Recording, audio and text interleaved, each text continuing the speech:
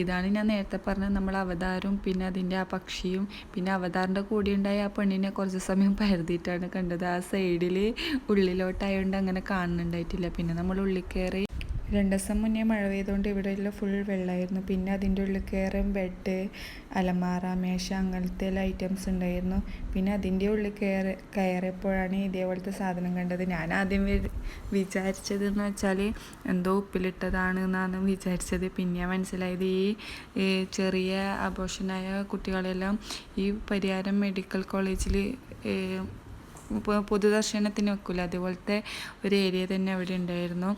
പിന്നെ സയൻസായിട്ട് ബന്ധപ്പെട്ട ഒട്ടുമിക്ക സാധനങ്ങളുണ്ടായിരുന്നു. പിന്നെ ഫുഡ് കോർട്ട്, കുട്ടികളെ കളിക്കുന്ന ഏരിയ, റൈഡ് എല്ലാം ഉണ്ടായിരുന്നു. പിന്നെ 2 ആൾക്കാർ അവിടെ നിന്ന് പാടുന്നുണ്ടായിരുന്നു. അവരുടെ പേരും കാര്യങ്ങളൊന്നും അറിയില്ല.